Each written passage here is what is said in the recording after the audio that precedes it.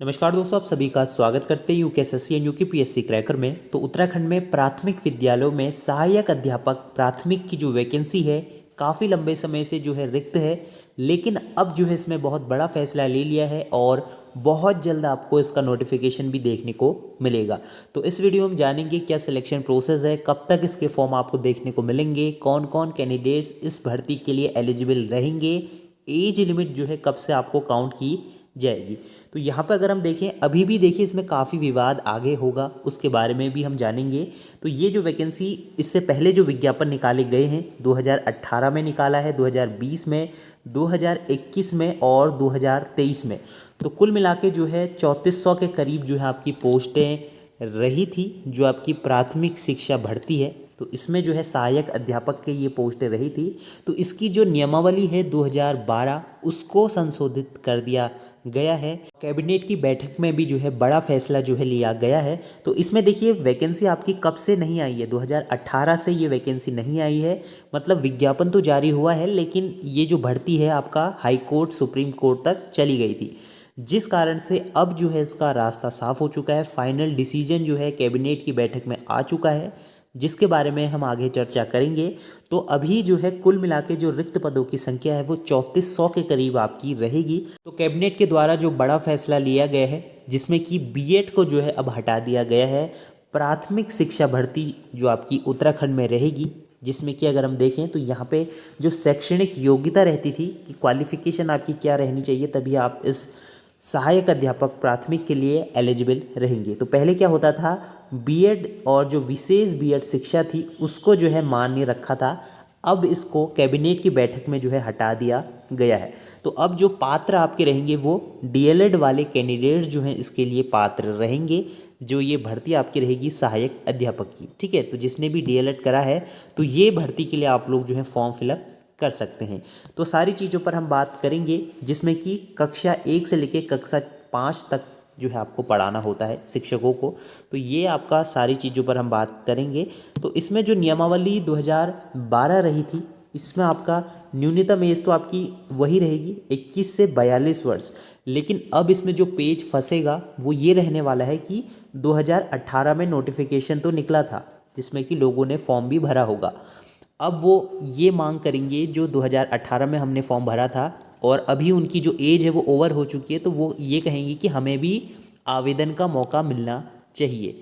अगर मौका मिल जाता है तब तो ठीक है, अगर नहीं मिलता तो वो दोबारा से कोर्ट जाएंगे, क्योंकि उनने अप्लाई तो करा था 2018 में, लेकिन 2024 आते आते उनकी जो एज है वो ओवर होगी, जिस कारणवश वो दोबारा से जो है कोर्ट जा सकते हैं कि हमें भी मौका मिलना चाहिए। अगर मौका मिलता है तब तो कोई दिक्कत की बात नहीं है, तो आयोग को समझना होगा कि उनको भी मौका मिलना चाहिए।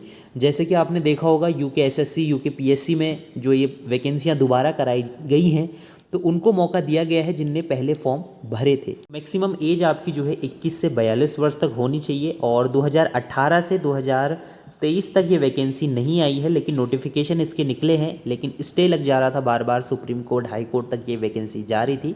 तो जिसने भी 2018 में फॉर्म भरे थे तो उनको तो मौका मिलना चाहिए, अगर नहीं मिलता तो फिर दोबारा से ये वैकेंसी में जो है थोड़ा बहुत आपको डिले और देखने को मिल सकता है।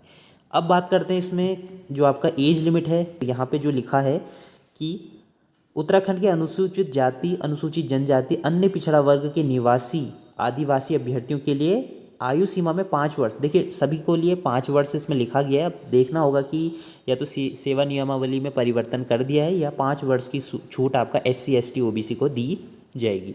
इसके साथ ही जो विकलांग कैंडिडेट्स होते हैं उनके लिए 10 वर्ष की जो है इसमें छूट प्रदान की जाती है। तो ये तो हो गया एज क्राइटेरिया, जो 2016 में ये वैकेंसी आई थी उसके हिसाब से आपके सामने हम ये रेफरेंस में साझा कर रहे हैं। आवेदन कौन कौन कर सकता है, देखिए इसमें सबसे इम्पोर्टेंट रहता है कि उत्तराखंड के किसी भी सेवा योजन कार्यालय एम्प्लॉयमेंट ऑफिस में आपका क्या होना चाहिए, रजिस्ट्रेशन होना चाहिए। अब इसमें काफ़ी लोग होंगे अदर स्टेट के, वो सोचेंगे हम उत्तराखंड आ जाते हैं हमें भर्ती मिल जाएगी, ऐसा नहीं होगा। आपके पास एम्प्लॉयमेंट ऑफिस उत्तराखंड का डोमिसाइल होना ज़रूरी है। दूसरा, आपका एम्प्लॉयमेंट ऑफिस में रजिस्ट्रेशन, सेवा योजन कार्यालय में रजिस्ट्रेशन होना ज़रूरी है, तभी आप इस भर्ती के लिए आवेदन कर सकते हैं।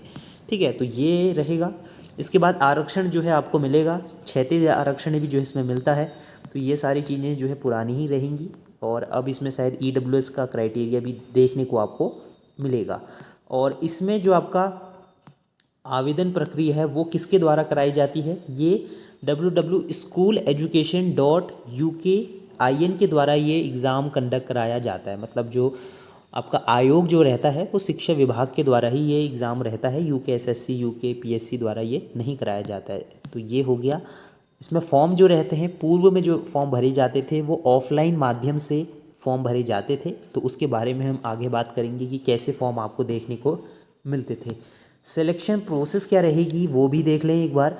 तो इसमें जो है आपकी फॉर्म फीस जो है 500 रुपये रहती थी और अदर कैटेगरी के लिए 250 रुपये जो है इसमें फॉर्म फीस आपको देखने को मिलती थी।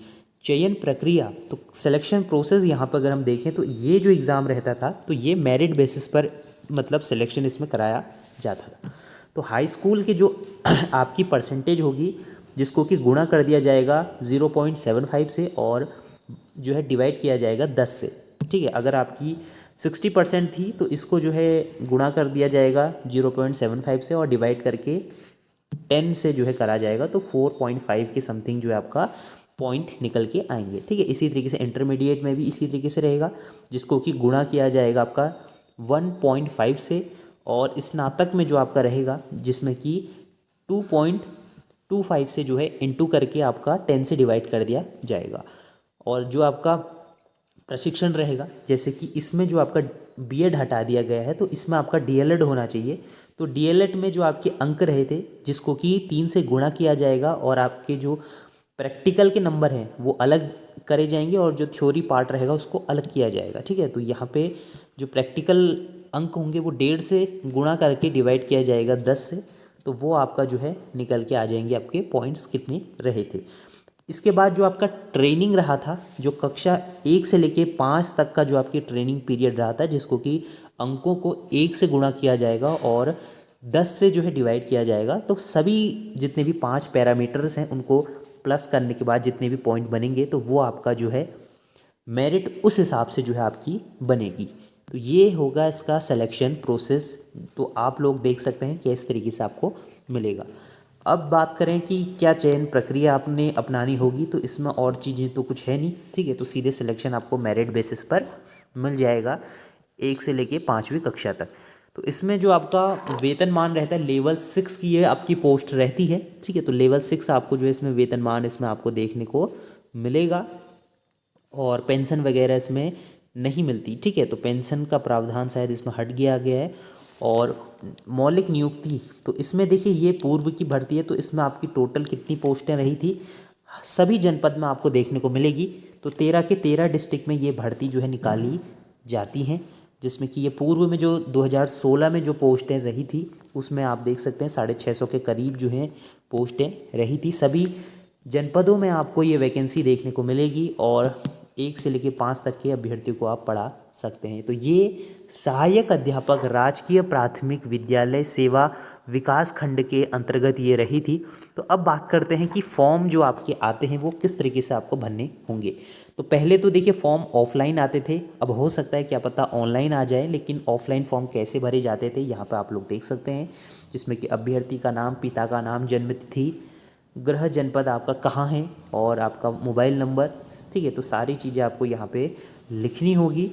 जो आपके अंक आए थे, तो यहाँ पे आपको बोर्ड में कितने अंक आए थे, कौन से वर्ष में उत्तीर्ण करा था, रोल नंबर क्या था और परसेंटेज वगैरह यहाँ पे आपको लिखनी होगी। ठीक है, तो ये सारी चीज़ें आपको देना होगा डाटा।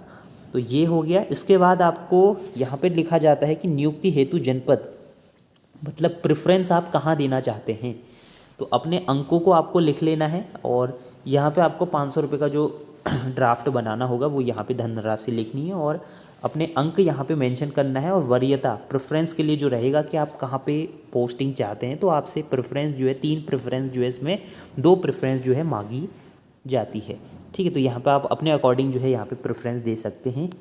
और इसमें सारी चीज़ें आपको बतानी होगी कि डिक्लेरेशन की मैंने सभी जानकारियाँ सही दी हैं, मेरे द्वारा सभी चीज़ें सही करी गई हैं। तो ये हमने पूरा फॉर्म जो है डिस्कस कर लिया जो कि प्राथमिक शिक्षा भर्ती का रहेगा। तो अब हम बात करते हैं कि इसका फॉर्म आपको कब तक देखने को मिलेगा। यहाँ पर आप देख सकते हैं 3000 बेसिक शिक्षकों की भर्ती का जो रास्ता है वो साफ हो चुका है और इसमें जो संशोधन किया गया है 2012 की नियमावली को करा गया है। ठीक है, तो ये तो आप सभी जानते हैं, जिसमें कि बीएड को अब हटा दिया गया है। तो अब जो सबसे इम्पोर्टेंट बात रहने वाली है कि कब तक आपको जो है ये भर्ती विज्ञापन देखने को मिलेगा। ठीक है, तो यहाँ पे आपका देख सकते हैं चुनाव अभी आ गए हैं, इसके बाद जो दूसरे चुनाव आएंगे विधानसभा चुनाव, उस समय तक आपको ये भर्ती विज्ञापन देखने को मिलेगा। तो इसका मतलब है कि नवंबर या अक्टूबर तक आपको इसका नोटिफिकेशन देखने को मिलेगा, जिसमें कि आपका ये जो भर्ती रहेगी पीआरटी की पोस्ट रहेंगी, तब तक आपको ये नोटिफिकेशन देखने को मिलेगा। तो कोई भी प्रश्न अगर आपके हैं तो आप हमें कमेंट कर सकते हैं। इसके साथ ही चैनल को आप लोग ज़रूर से सब्सक्राइब कर लीजिए, क्योंकि कोई भी अपडेट रहता है तो वो आपको मिल जाएगा। समय समय पर जो है अपडेट आते रहते हैं, तो वो हम आपके सामने साझा करेंगे।